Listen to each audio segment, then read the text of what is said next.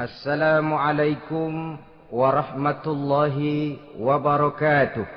Waalaikumsalam warahmatullahi wabarakatuh. Bismillahirrahmanirrahim. Alhamdulillahi rabbil alamin. Wassalatu wassalamu ala ashrafil anbiya'i wal mursalin. Sayyidina wa maulana Muhammadin wa ala alihi wa ashabihil mujahidin at-tahirin, amma ba'du. Saudara-saudara kaum muslimin rahimakumullah. Pada pertemuan kali ini kita akan membicarakan riwayat Nabi Adam alaihi salam. Nabi Adam diciptakan oleh Allah dari tanah dan merupakan manusia pertama serta bapa dari seluruh umat manusia. Pada saat Allah hendak menciptakan Nabi Adam, Allah berkata kepada malaikat, "Inni ja'ilun fil ardi khalifah." Aku akan menjadikan seorang khalifah di permukaan bumi. Malaikat dengan nada sedikit protes berkata, "Ataj'alu fiha may yufsidu fiha wa yasfiku ad-dima wa nahnu nusabbihu bihamdik wa nuqaddisu lak." Tuhan, apa perlunya engkau ciptakan seorang khalifah di permukaan bumi? Kelak kalau mereka berkembang biak, kerjanya hanya akan melakukan kerusakan, menumpahkan darah, saling bermusuhan satu sama lain. Sedangkan kami, kata malaikat, sudah cukup bertasbih memuji kebesaranmu.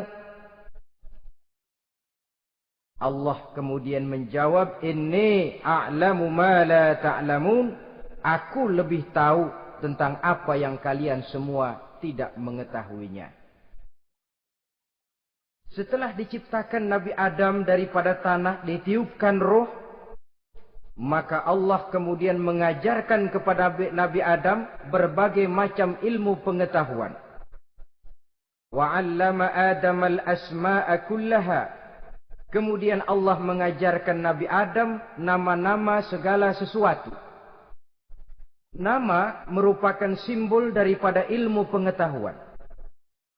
Nabi Adam akan dijadikan khalifah di permukaan bumi. Maka dibekali oleh Allah Subhanahu wa taala al-asma'a kullaha, nama-nama segala sesuatu. Yang dimaksud di sini ialah al-ulumal katsirah, ilmu pengetahuan yang banyak. Malaikat pada mulanya protes. Kami kan sudah cukup bertasbih Tuhan. Kami kan sudah cukup memujimu. Untuk apa lagi membuat manusia sebagai khalifah di permukaan bumi? Seolah-olah malaikat tidak setuju. Allah yang maha tahu rahasia segala sesuatu memberikan vonis, aku lebih tahu tentang apa yang kalian semua tidak tahu. Oleh karena Nabi Adam dipersiapkan untuk menjadi seorang khalifah di permukaan bumi, maka dibekali oleh Allah dengan ilmu pengetahuan.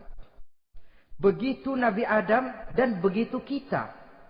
Karena bukan cuma Nabi Adam, kita pun oleh Allah dijadikan sebagai khalifah-khalifah di permukaan bumi ini. Yang nilai kekhalifahan kita bergantung kepada kondisi kita masing-masing. Ada orang yang menjadi khalifah level internasional, menjadi pemimpin dunia Islam. Ada orang menjadi khalifah level nasional saja. Ada khalifah tingkat kota saja, ada khalifah tingkat kecamatan, ada khalifah tingkat RW, RT, sekurang-kurangnya khalifah untuk tingkat rumah tangga masing-masing. Nah, tanpa membekali diri dengan ilmu pengetahuan, jangan berharap kita akan bisa melaksanakan tugas sebagai khalifah di permukaan bumi ini. Apapun saja, Nabi mengajarkan, man aradad dunya fa'alaihi bil ilmi, wa man aradal akhirata fa'alaihi bil ilmi, wa man aradahuma fa'alaihi bil ilmi. Siapa yang menginginkan dunia harus dengan ilmu. Yang menginginkan akhirat juga harus dengan ilmu. Yang menginginkan dunia akhirat juga harus dengan ilmunya. Tanpa dasar ilmu, maka manusia tidak akan bisa menjalankan tugas kekhalifahan. Setelah diajarkan Adam nama segala sesuatu, dikonfrontir, dihadapkan dengan malaikat. Malaikat, kalau tadi kamu bilang buat apa perlunya menciptakan khalifah? Nih bentuknya. Adam. Sekarang malaikat, coba kamu sebutkan nama segala sesuatu ini yang ada di sini ini. Malaikat berkata, Subhanaka la ilma lana illa ma 'allamtana. Ya Allah, kami tidak punya ilmu, kami tidak tahu semua itu kecuali apa yang telah Engkau ajarkan kepada kami. Kalau kamu tidak sanggup, Adam, sebutkan nama-nama semua itu. Adam menyebutkannya dengan lancar. Ketika itulah Allah memerintahkan malaikat untuk sujud kepada Nabi Adam alaihi salam. Sujud di sini bukan sujudul ibadah, sebab sujud ibadah kepada yang selain Allah haram.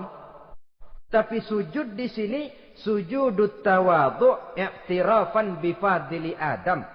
Sujud merendahkan diri sebagai pengakuan terhadap keutamaan dan kelebihan Nabi Adam. Maka orang yang banyak ilmunya lebih utama dari orang yang hanya banyak ibadahnya.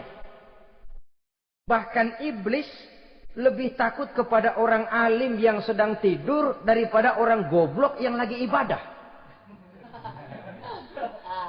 Model ini diceritakan dalam Ihya-nya Imamul Ghazali. Iblis masuk ke masjid mau menggoda orang lagi sholat. Sudah masuk di pojok masjid, dia lihat orang lagi tidur. Ngacir iblis keluar, cepat benar. Pucat mukanya. Ketemu di jalan sama temennya. Kenapa lari, Mas?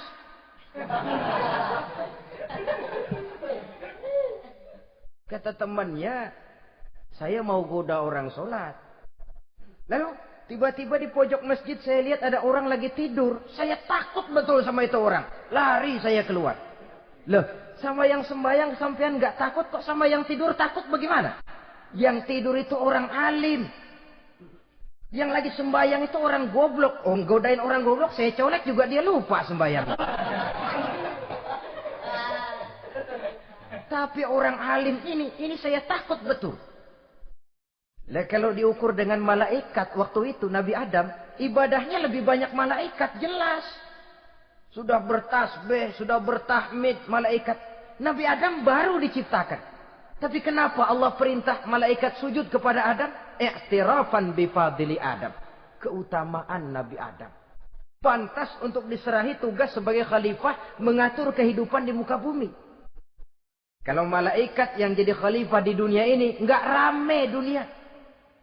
Coba, malaikat, material, harta nggak perlu. Seksual nggak perlu. Dunia ini hambar. Justru dunia ini menjadi ramai setelah manusia diberikan fungsi sebagai malaikat, sebagai khalifah oleh Allah Subhanahu wa taala. Saudara-saudara kaum muslimin rahimakumullah, setelah nyata kelebihan Nabi Adam, maka Allah perintahkan Nabi Adam tinggal di surga dengan segala kenikmatan yang ada di dalamnya. Tapi lantaran sendirian, kesepian Nabi Adam ini. Allah Maha Tahu, maka diciptakannya pasangannya, yaitu Siti Hawa dari tulang rusuk yang sebelah kiri. Sehingga Nabi pernah pesan begini, Istausu bin nisa fa innahunna khuliqna min dhil'in. Hati-hati kamu ngadepi perempuan. Yang tolong dengar nih yang laki-laki, yang perempuan belaga budak aja dulu lah. Hati-hati kamu ngadepi perempuan. Fa innahunna khuliqna min dhil'in, karena perempuan diciptakan dari tulang rusuk sebelah kiri. Apa watak tulang rusuk? Tulang rusuk itu kan bengkok. Perempuan tuh begitu. Didiemin aja, bengkok terus. Dikerasin, patah.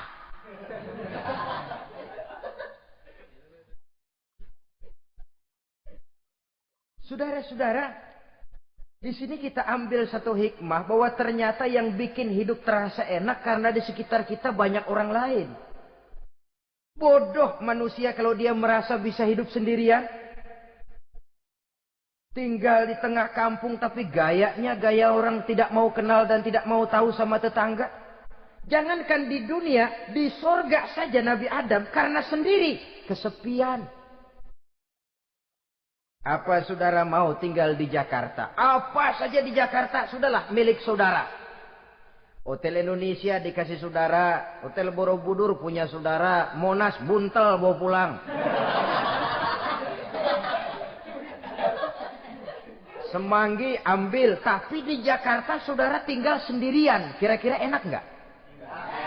Ternyata yang bikin hidup terasa nikmat karena di sekitar kita banyak orang lain. Begitulah Allah ciptakan Siti Hawa. Setelah diciptakan Siti Hawa, natur manusiawi. Nabi Adam mau main pegang aja. Kata Allah, hai Adam, jangan kau sentuh sebelum kau bayar maharnya. Maharnya apa ya Allah? Maharnya antusalliya ala Muhammadin sallallahu alaihi wasallam. Maharnya kau bersolawat kepada Nabi Muhammad. Manusianya belum lagi diciptakan tapi namanya sudah ada. Nurnya sudah ada. Bahkan dijadikan mas kawin antara Adam dengan Hawa. Karena itu dalam Islam sebenarnya urusan kawin itu bukan yang sulit. Maka jangan dipersulit. Tapi juga jangan digampang-gampangin.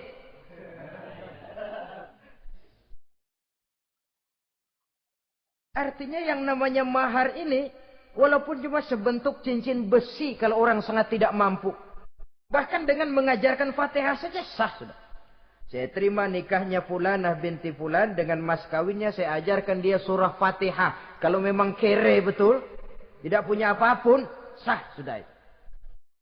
Agama ini mudah, karena itu jangan dipersulit, tapi juga jangan digampang-gampangin. Setelah itu Allah memerintahkan, Ya Adam uskun anta wa zawjukal jannah. Hai Adam, kau dan istrimu tinggallah dalam surga. Wa kula minha ragadan haitsu syi'tuma. Segala makanan yang ada di dalamnya boleh kau makan. Pakaian yang aneka warna boleh kau pakai. Nikmati seluruh fasilitas yang ada di surga ini. Cuma atuk aja Adam. Yang lain boleh dah. Mau ngapa pakai atuk aja jangan. La taqraba hadhihi syajarah.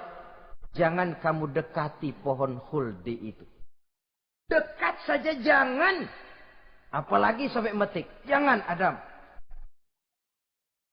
Saudara, ma'asyiral muslimin, itulah watak manusia. Kalau ada 10 persoalan, yang 9 boleh, yang 1 tidak boleh, yang tidak boleh yang bikin dia penasaran. Gua pengen tahu ngapa kagak boleh sih. Timbul penasaran. Apalagi iblis selalu berusaha. Sebab pada waktu malaikat disuruh sujud, semuanya sujud kepada Adam. Iblis tidak mau sujud. Tuhan tegur. Iblis, kenapa kamu tidak mau sujud? Mana mungkin Tuhan. Saya kan dibikin dari api, kata iblis. Adam dari tanah. Unsur api lebih mulia dari unsur tanah. Masa saya harus tunduk kepada Nabi Adam? Gengsi dong. Adam kan anak kemarin sore, baru dibikin. Masa saya harus tunduk kepada orang yang macam itu? Ini kan perintah aku iblis. Kalau kau tidak mau tunduk, keluar dari sorga ini. Terusir iblis dari sorga karena kesombongannya tidak mau sujud kepada Adam. Nah, logika, kalau udah di sorga aja sombong diusir, apalagi yang masih tinggal di pinggir kali sombong.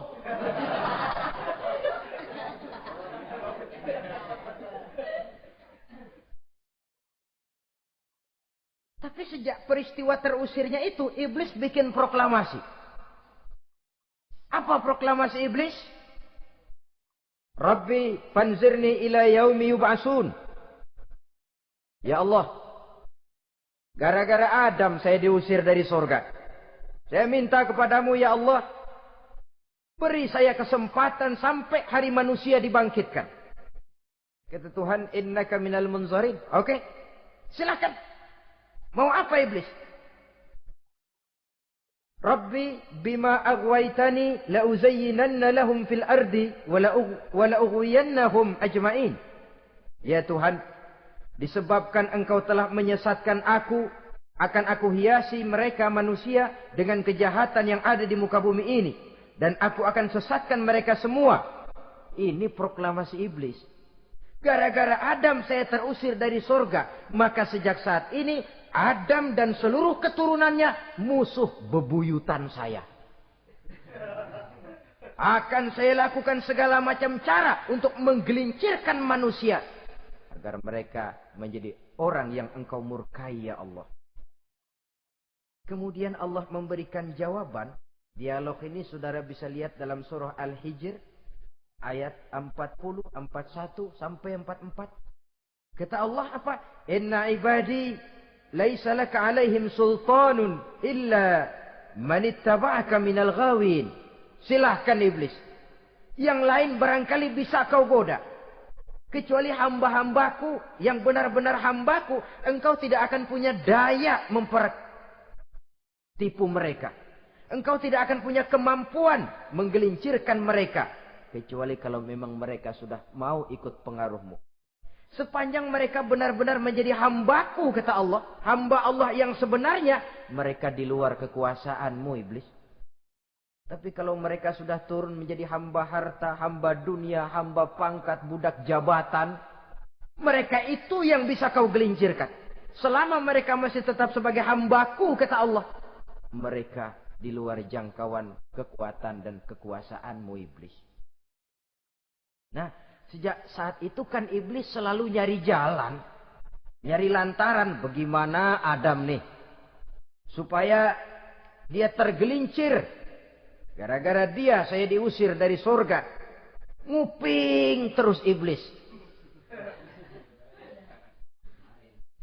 Sampai akhirnya dia dapat berita tentang dilarangnya Nabi Adam mendekati pohon khuldi itu. Satu hari dengan muka sedih. Ya, iblis itu the best actor. Aktor ulung dia. Dengan roman muka sedih. Dia datang kepada Nabi Adam dan Siti Hawa. Kata Nabi Adam, iblis, ente kok tampangnya demek amat sih?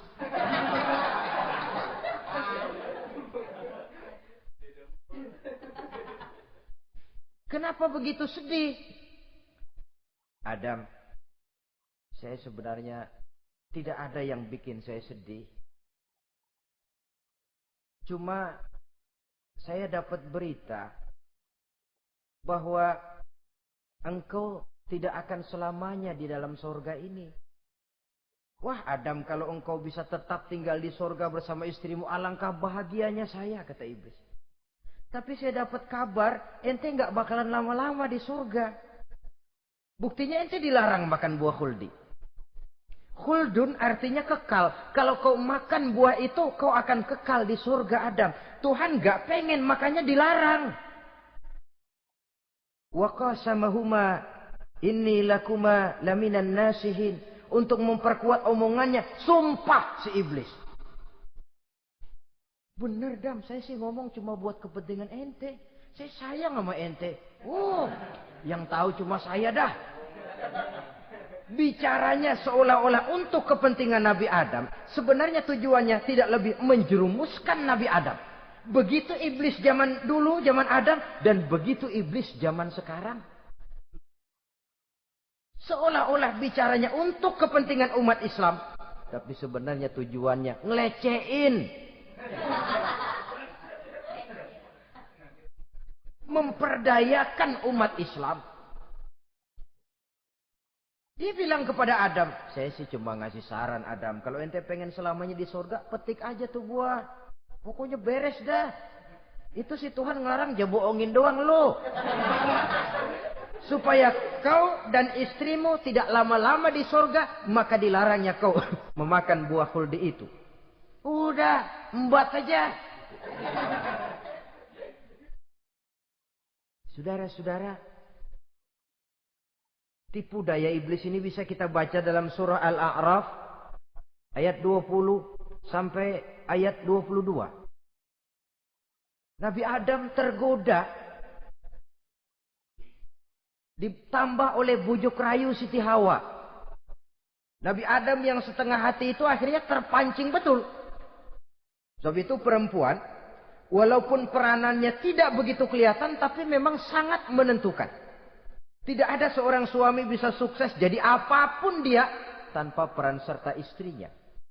Karena itu sebagai muslim, kita punya teman hidup dan kita punya lawan hidup. Siapa teman hidup kita? Dalam arti sempit, teman hidup kita istri. Kalau dia istri tentu suami yang taat kepada Allah dan Rasulnya. Dalam arti luas, teman hidup kita ialah setiap muslim. Setiap orang yang pandangan hidupnya sama dengan kita. Itu teman hidup. Lalu lawan hidup kita siapa? Lawan hidup kita secara mutlak iblis dalam segala bentuknya. Iblis yang berbentuk halus, ini ngusirnya rada lebih gampang. Konon ya, iblis setan itu kalau dengar orang azan kan lari. Takut dia. Dibacakan bismillah, minggir. Yang sulit diusir ini iblis yang berbentuk manusia. Diazanin nyengir.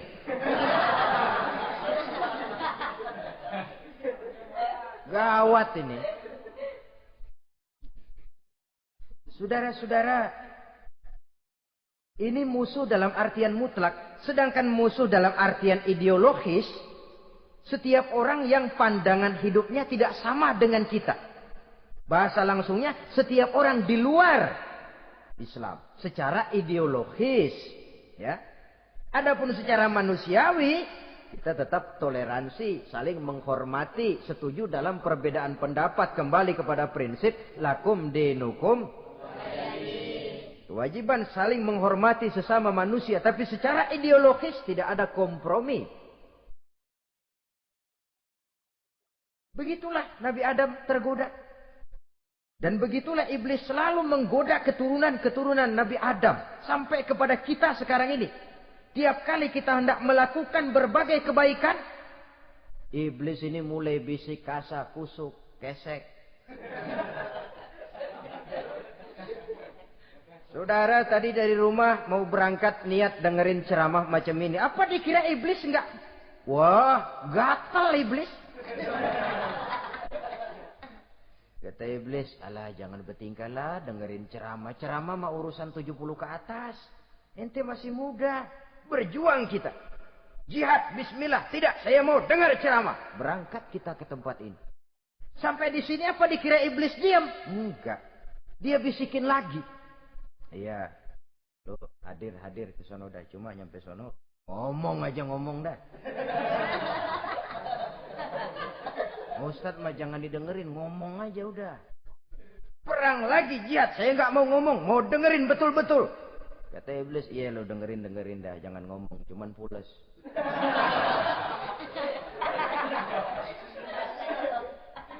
Segala macam cara dilakukan oleh iblis untuk menggelincirkan manusia.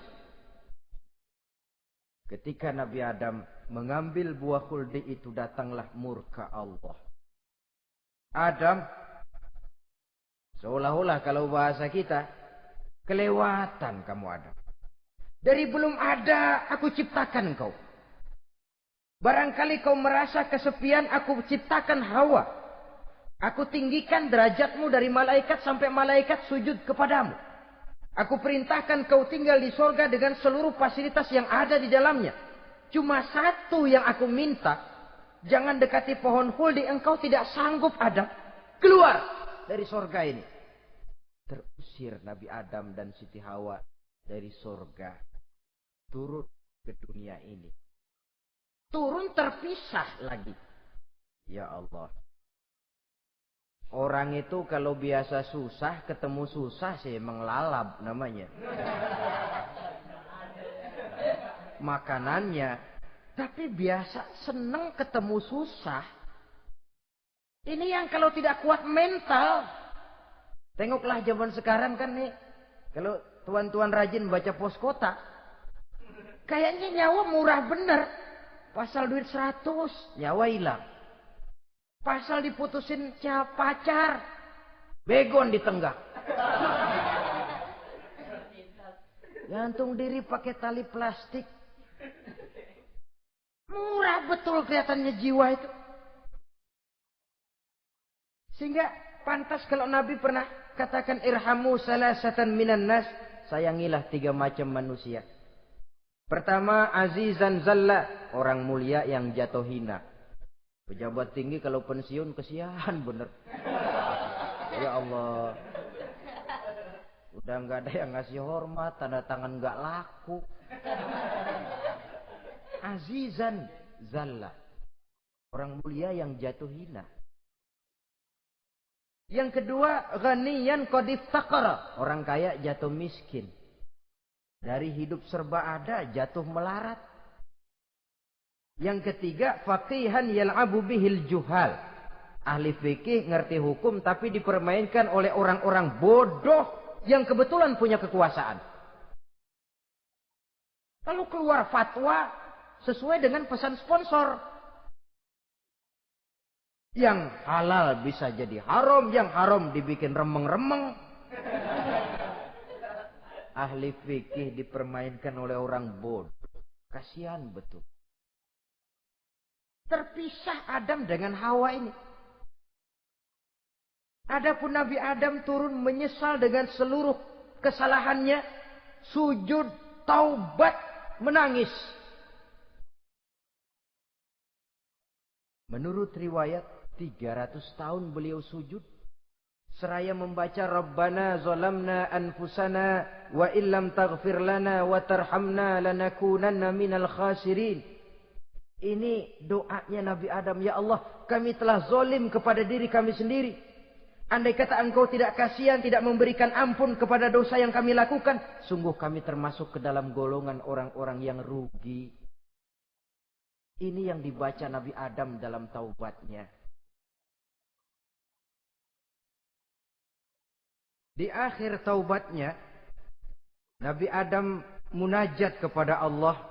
Ya Allah, dengan kebesaran Muhammad, ampunilah dosa saya.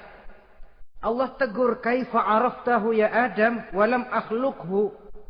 Dari mana kau bisa tahu nama Muhammad Adam, padahal aku ciptakan saja belum manusianya. Kata Nabi Adam, pertama, ketika engkau ciptakan saya, engkau tiupkan ruh ke dalam jasad saya, terbuka mata saya memandang ke bawah arasmu. Di sana nampak dengan jelas tertulis di kaki arasmu, La ilaha illallah Muhammadur Rasulullah. Taulah saya bahwa Muhammad ini orang yang paling dekat dengan engkau ya Allah. Sampai namanya bergandengan dengan namamu di kaki arasmu.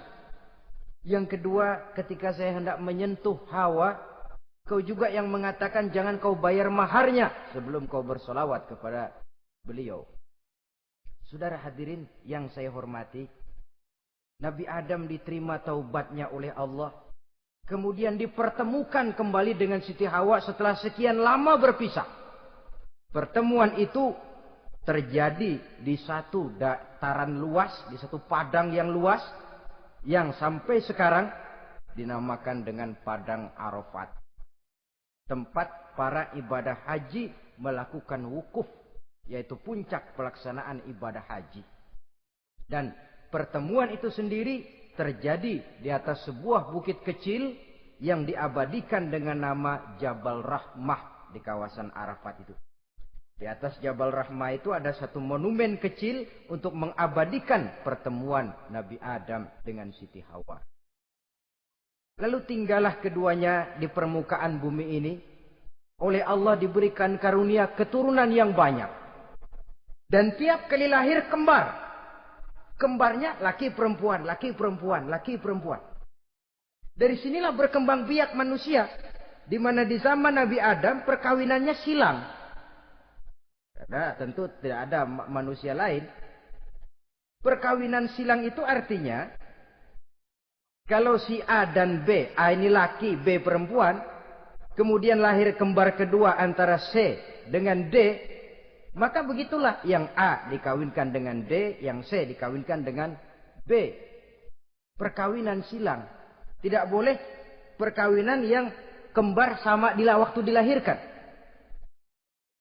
Nah, di antara putra-putra Nabi Adam yang kemudian juga membuat sejarah, yaitu Habil dan Qabil. Habil, saudara kembarnya namanya Labuda, perempuan. Qabil, saudara perempuannya Iklimah. Menurut hukum perkawinan waktu itu harus silang. Habil harus kawin dengan Iklimah dan Qabil harus kawin dengan Labuda. Tapi Qabil protes.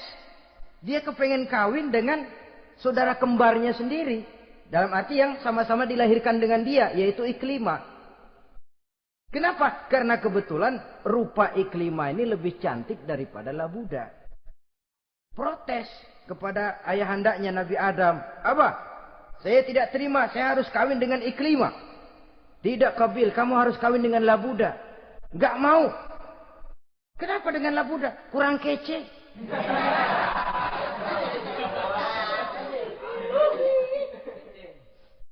Bertengkar, Nabi Adam tidak berhasil menyelesaikan. Lalu diserahkan saja kepada Allah. Kata Allah begini saja, bikin korban. Kamu berdua, Habil, Qabil. Siapa yang korbannya aku terima, dia boleh kawin sama Iklimah. Ternyata korban yang diterima adalah korbannya Habil. Jadilah Habil kawin dengan Iklimah. Tapi Qabil tidak puas. Dendam kesumatnya timbul, iblis ngilikin. Resek.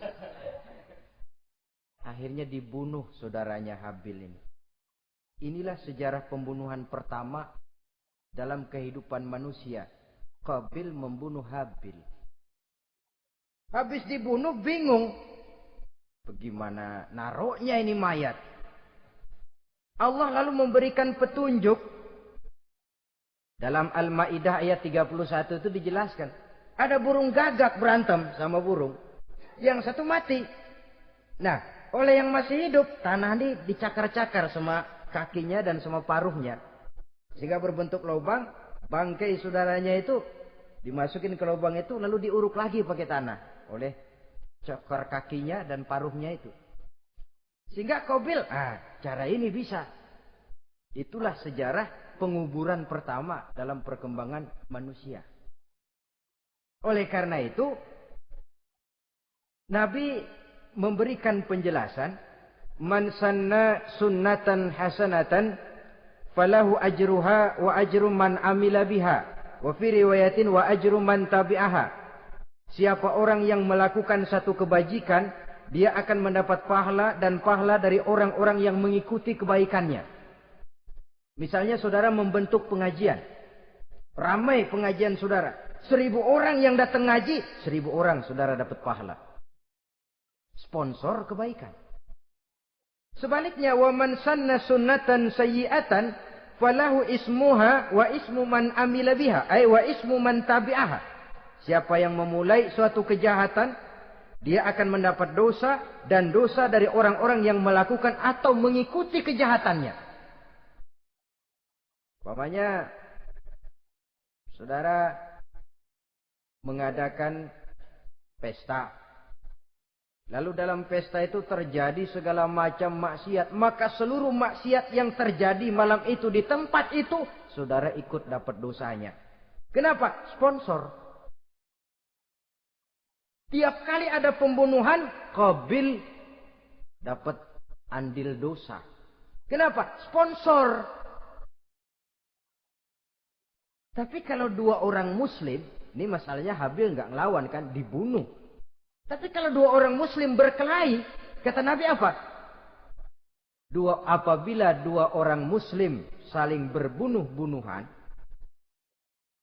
maka al-qatil wal maqtul finnar. Baik yang membunuh ataupun yang dibunuh, dua-duanya neraka. Sahabat heran, ya Rasul, kalau yang ngebunuh masuk neraka pantas, tapi ini yang dibunuh kenapa neraka juga? Soalnya sama-sama niat, cuman keduluan aja. Itu kan masalahnya. Andai kata dia nggak terbunuh, dia yang akan membunuh. Niat itu sudah ada. Nah kalau Habil ini dia tidak punya niat membunuh, dia memang dibunuh oleh Qabil. Saudara-saudara kaum muslimin rahimakumullah. Lalu dari situlah berkembang biak keturunan Nabi Adam alaihi salam. Sehingga dengan demikian bisa kita katakan sebagai satu konklusi. Pertama, bahwa manusia adalah makhluk Allah yang menempati kedudukan tertinggi. Dan berasal dari Nabi Adam sebagai manusia pertama. Dengan malaikat sekalipun, manusia sebenarnya lebih tinggi. Kapan? Kalau dia tetap benar-benar sebagai hamba Allah. Yang membekali diri dengan ilmu pengetahuan. Laqad khalaqnal insana fi ahsani taqwim. Kami ciptakan manusia dalam bentuk yang paling baik. Dan ketinggian manusia itu tidak ditentukan oleh bahan-bahan dari mana manusia diciptakan. Tapi ditentukan oleh adanya roh yang ditiupkan ke dalam jasadnya. Dan kemampuan yang ditimbulkan oleh nilai-nilai rohaniah tadi. Kalau secara biologis kita ini semua bahannya sama. Dari saripati mak tanah yang menghasilkan buah yang dimakan oleh mak bapak kita. Membentuk hormon, menghasilkan sperma. Terjadi kerjasama yang baik antara ibu dan bapak. Sehingga kemudian melahirkan kita ke alam dunia ini. Secara biologis bahan kita sama. Dan tidak itu yang menentukan ketinggian manusia. Walaupun keturunan juga mempengaruhi. Sebab sekarang ada istilah ramai orang bicara bayi tabung. Dan majelis ulama sudah memberikan fatwa kalau spermanya itu berasal dari sang bapak, tidak jadi masalah. Tapi kalau dari orang lain, haram. Yang lebih celaka lagi di negara maju, tidak lewat proses alam rahim. Jadi dalam satu tabung yang diberikan suhu yang mirip dalam kandungan, di situ dipertemukan antara sperma, air mani laki-laki, dengan ovum, air mani perempuan. Diberikan suhu yang mirip dalam kandungan. Dan itu diharapkan bisa menghasilkan manusia. Lewat tabung kaca itu. Saya tidak sanggup bayangkan kalau sekarang orang tanya asal-usul kita, kan kita masih enak jawab. Kamu anak siapa? Oh, bapak saya Fulan, ibu saya Fulana. Oh, kenal saya. Tapi manusia yang akan datang kalau proyek ini berhasil. Bapakmu siapa? Enggak tahu, saya dulu keluar dari tabung, Pak. Rendah betul martabat manusia. Sama saja dengan ada perempuan pernah protes, Pak, Islam itu enggak adil katanya. Kenapa? Masa dalam Islam laki-laki boleh kawin lebih dari satu, tapi perempuan enggak boleh kawin lebih dari satu. Supaya sama-sama adil, boleh dong perempuan punya laki lebih dari satu. Saya bilang, justru disitulah Islam itu hendak menjaga martabat manusia. Kalau seorang suami punya istri empat-empatnya lalu hamil, bapaknya jelas. Tapi kalau perempuan satu punya suami 4 lalu hamil, bapaknya yang mana ya?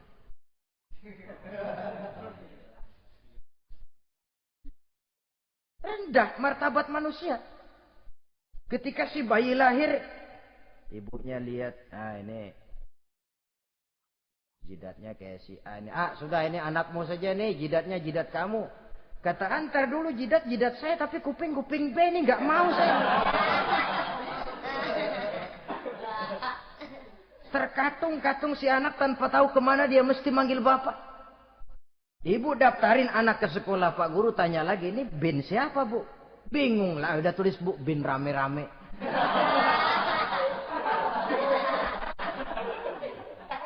Kan rusak martabat manusia kalau sudah begitu. Justru Islam ini menjaga ketinggian martabat manusia. Jadi manusia itu fi ahsani takwim. Kapan? Kalau dia bisa menjaga kehambaannya di hadapan Allah dengan melaksanakan fungsi sebagai khalifah di permukaan bumi. Tapi bila dia sudah tidak lagi menjadi hamba Allah, tidak lagi berfungsi sebagai khalifah, dia sudah masuk summa radadnahu asfala safilin. Kami kembalikan ke tempat yang paling rendah, lebih rendah dari binatang sekalipun. Kalau dia tetap menjaga posisinya lebih tinggi dari malaikat, malaikat saja sujud kepada Nabi Adam. Apalagi kepada makhluk-makhluk yang lain manusia ini. Tapi kalau dia tidak pandai, lebih rendah daripada binatang. Inilah uniknya makhluk bernama manusia. Dengan posisinya, dia bisa menjadi lebih tinggi dari malaikat, tapi juga dia bisa meluncur lebih rendah daripada binatang.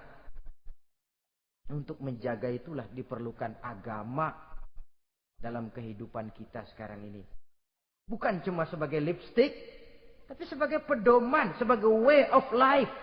Yang akan mewarnai cara kita berpikir, state of mind, rule of thinking.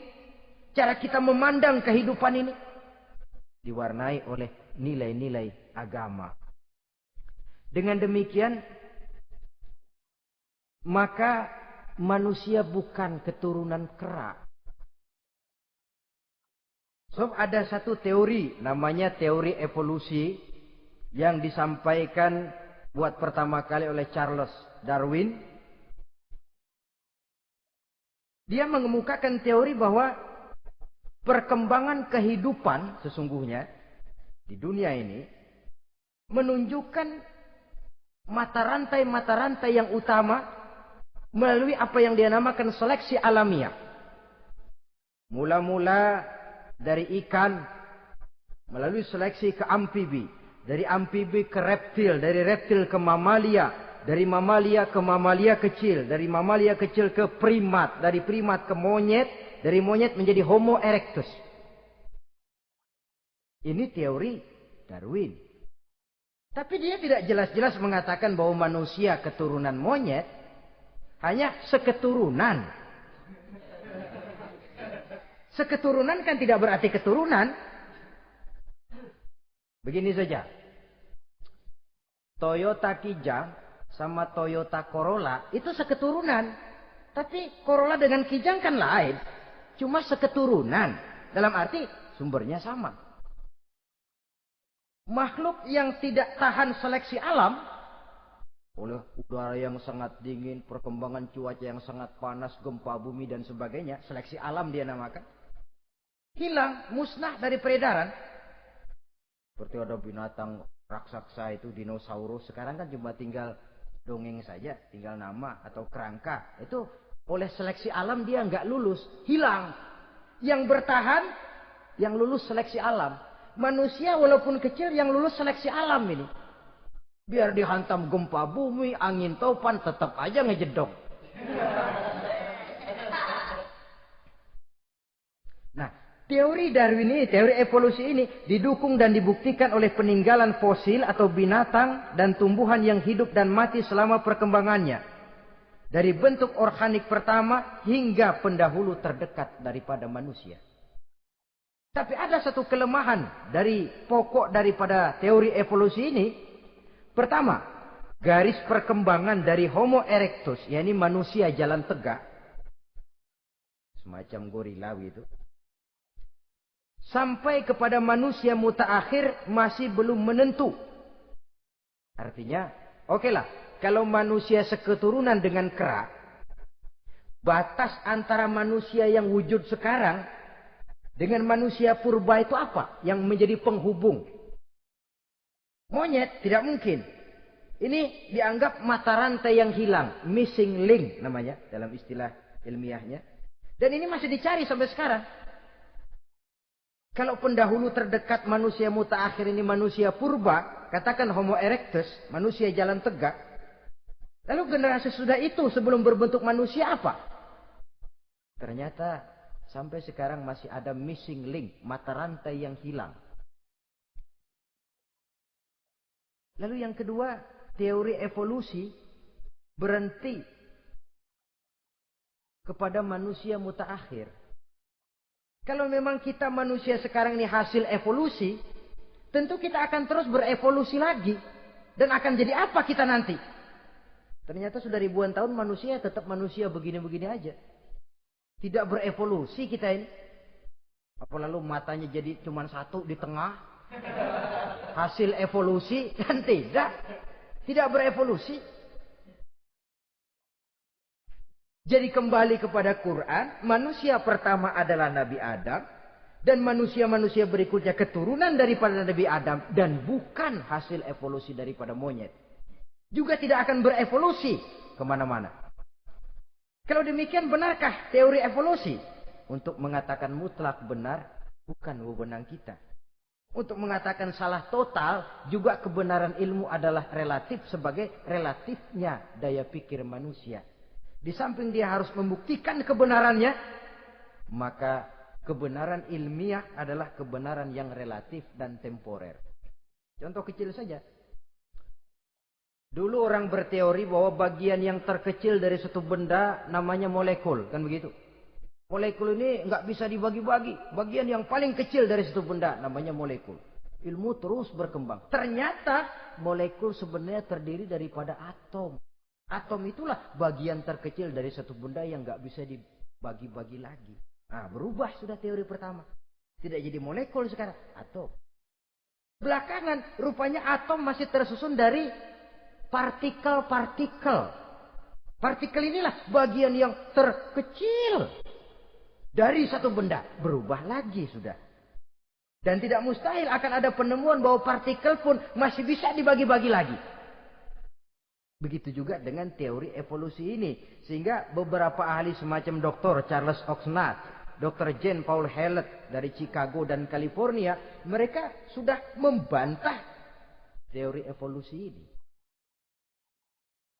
Namun masalah paling pokok dari kita ialah kita diciptakan oleh Allah berasal dari Nabi Adam alaihi salam. Nabi Adam diciptakan dari tanah. Dan kita bukan hasil dari evolusi, juga tidak akan berevolusi. Nah, lalu kepada makhluk bernama manusia diberikan fungsi sebagai khalifah di permukaan bumi ini. Ini yang dulunya malaikat protes. Sebagai khalifah, tugas kita apa? Khalifah Allah di muka bumi. Menerjemahkan sifat Allah sesuai dengan batas-batas kemanusiaan kita. Allah Maha Pengasih. Berusahalah kita pengasih kepada makhluk sesuai dengan batasan manusiawi kita. Allah Maha Menolong. Ringan tanganlah kita menolong orang yang memerlukan sesuai dengan batas kemampuan kita. Fungsi khalifah. Untuk bisa berfungsi sebagai khalifah secara baik, kita harus mempunyai modal yang dinamakan ilmu pengetahuan. Dan Islam sangat menggalakkan itu.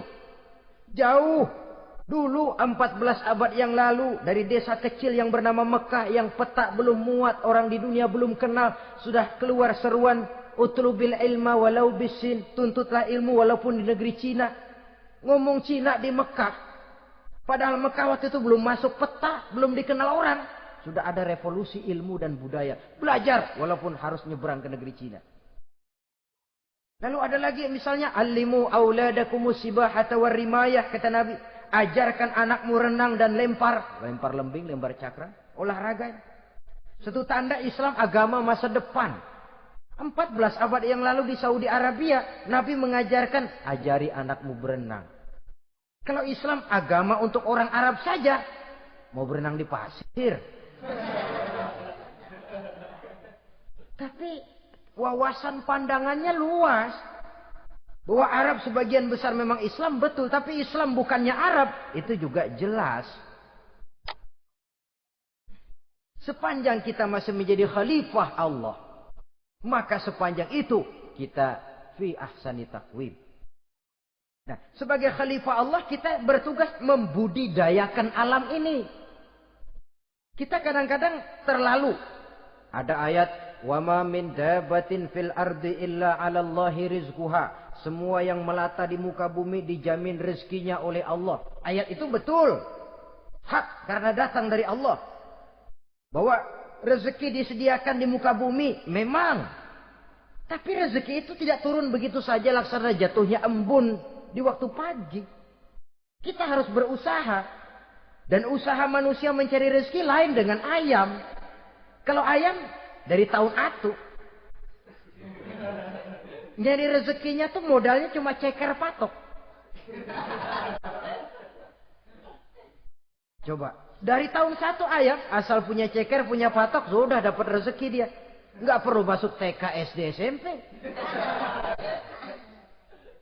Tapi manusia cari rezeki, apalagi zaman sekarang. Persaingan hidup tajam, lapangan kerja sulit, tensi ekonomi tinggi. Masuk sekolah urusan, tamat sekolah urusan. Kadang-kadang dilema juga. Masuk perguruan tinggi negeri sulitnya setengah mati kayak onta masuk ke lubang jarum. Masuk perguruan tinggi swasta yang favorit biayanya selangit. Artinya tanpa membekali diri dengan ilmu, keahlian, skill, kemampuan, fungsi sebagai khalifah sulit untuk bisa kita laksanakan. Saudara-saudara kaum muslimin yang berbahagia. Kalau fungsi khalifah ini mampu kita laksanakan, iblis putus asa sudah. Sebagai khalifah, di satu pihak kita menyembah hanya kepada Allah, di lain pihak kita membudidayakan alam ini. Ada apa sih di perut bumi? Minyak, gas, timah, emas. Ada apa sih di lautan? Pelajari lewat oceanografi. Membudidayakan alam. Air sungai supaya arusnya nggak mengalir mubazir. Ada manfaatnya, bisa menimbulkan energi yang menghasilkan tenaga listrik. Bisa mengairi persawahan, irigasi. Bikin apa? Bikin dam, membudidayakan alam. Tapi juga mengislamkan budidaya itu. Bahasanya mengkulturkan natur, mengislamkan kultur. Membudidayakan alam dan mengislamkan budi dan budaya manusia ini. Sehingga apapun yang kita kelola dari alam ini nantinya akan untuk menunjang tugas sebagai khalifah, sujud kepada Qadhi Rabbul Jalil. Saudara-saudara, maka bersyukur kita. Oleh Allah dijadikan manusia. Tidak pesan, terima beres, cantik. Dari segi biologis maupun psikologis, tidak ada makhluk secantik manusia. Dibekali dengan agama, di samping akal. Sehingga agama membimbing akal agar sampai kepada kebenaran yang hakiki. Kita sebagai keturunan Nabi Adam memegang fungsi khalifah. Jadi jangan main-main loh. Kita ini turunan Nabi, betul ini. Saudara-saudara yang hadir semua di depan saya ini, termasuk saya, kita gini, turunan Nabi kita ini. Nabi Adam. Jangan main-main loh. Turunan Nabi gini-gini. Nabi Adam.